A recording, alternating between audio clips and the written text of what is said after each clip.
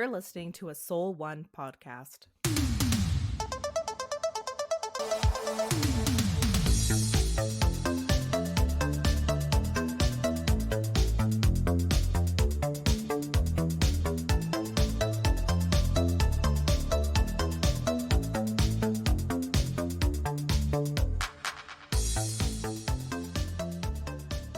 All right, Screening Kingston fans, it's Taylor here. We are down mic, as you may have guessed, because I'm doing the intro. So bear with me as we struggle along together. We have not stopped the show. Please do not worry. I know last week we did not have a new episode, and today we're only going to have a short episode with yours truly, but we're just having some technical difficulties, mostly on Mike's end. I'm gonna blame him completely for this little hiatus. Anyways, we didn't want you guys to be completely devoid of Mike and Taylor, and you had me at Skip It. So I'm signing on for a very short episode to let you know, number one, we're having technical difficulties. We hope to be back to normal very soon. And I thought I'd also take this opportunity to answer a couple fan questions, because as everyone knows, fan questions are my favorite. I could have reviewed a movie for you, but I thought, not having Mike to riff off of / make fun of, it just isn't as fun to do a movie review. So you'll have to wait maybe till next week, maybe longer, depending on when Mike is able to come back. You'll have to wait for my new movie review. But I did talk to a very, very special correspondent to get his hot take on a movie he just recently watched.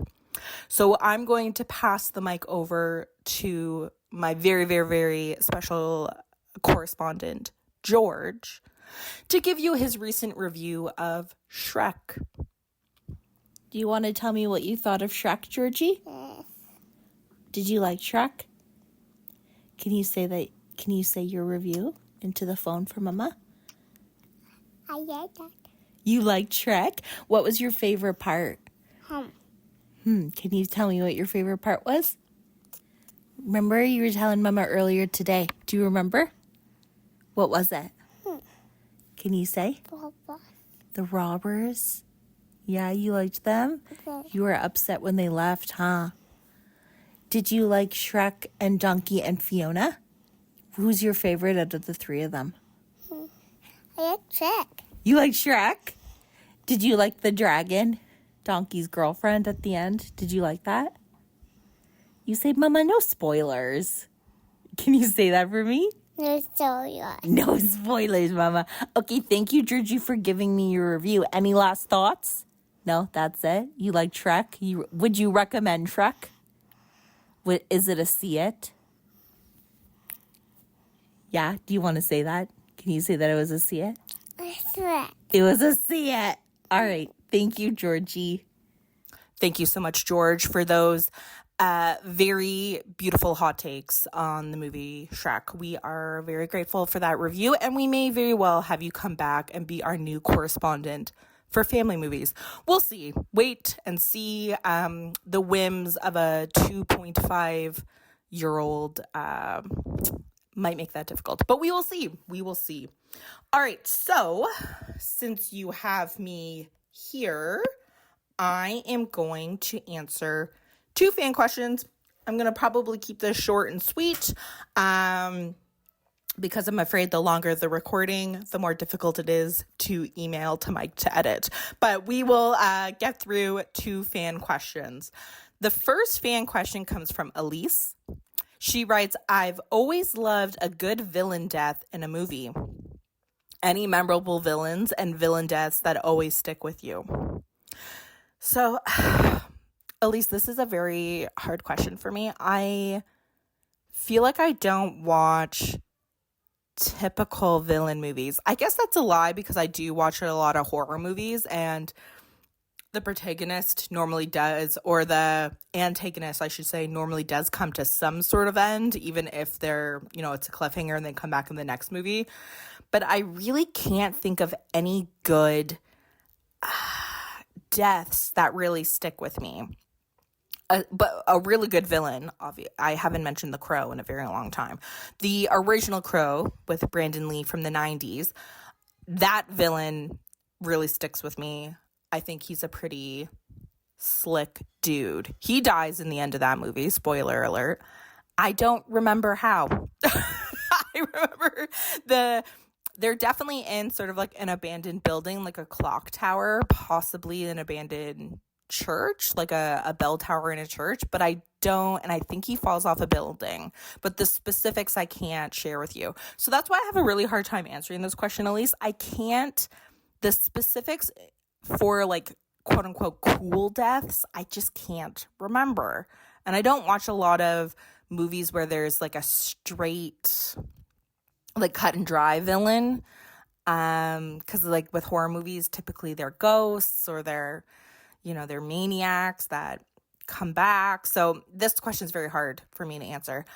I did ask my husband, Dan, and he said that the death that sticks out to him the most is the death of the villain in Con Air. I have seen this movie with Dan. I have no recollection whatsoever of who the villain is. Dan says that the death involves a conveyor belt, and apparently it was quite the scene. So at least if you're looking for a good villain death, check out Con Air. And we'll see if that does it for you. And then the third death, Dan mentioned this one, and I do remember this one. This is an iconic death, is the death of the Wicked Witch from The Wizard of Oz with the water, and I'm melting. So that's the most memorable, sticks in the old noggin there. But yeah, we'll have to maybe give Mike this question when he comes back after his technical difficulties. I'm sure he has Marvel deaths that are interesting that he wants to talk about. Okay, so our second and final question for this episode is from Calvin. And Calvin asks, I really want to learn more about looking at movies in a bit of a deeper level. What are some of the questions I could ask myself while I'm watching a movie that would help me do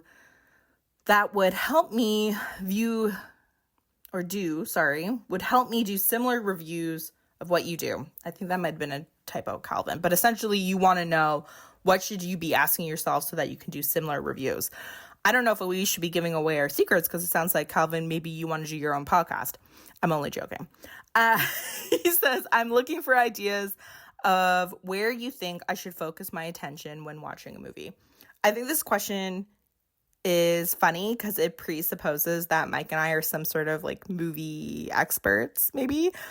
I've said frequently, at least on the old show, Screening in Kingston, we're really just two idiots that happen to have a podcast who really like movies. We are not, I would say, we're not qualified to do what we're doing in the sense of giving movie reviews, but we really love movies and we've watched a lot of movies, and I think that probably helps with us being able to review them. Calvin, I will say that in another lifetime, I did take a number of film history courses, and I also TA'd for some film history courses. So I do know a little bit about film theory, but I would say that doesn't really factor in a ton when I'm reviewing movies. So, but nevertheless, I love this question. Yeah, I think it's a fascinating question to ask. So what questions should you be thinking about, Calvin? So when you're watching a movie, the first question you should ask yourself is, what are the filmmakers trying to achieve? Or what is this film trying to do? So, very simply, if it's a comedy, what is the point of a comedy? It should be funny. Okay. So what is geared towards making that funny? Is it the writing? Is it the directors getting a certain performance out of the actors? Are the actors comedic actors? Essentially, are you laughing? So that's that would be like a very simple example. Like this comedy, what the movie is trying to achieve is to make us laugh, and is all of the various aspects of the movie working towards that goal.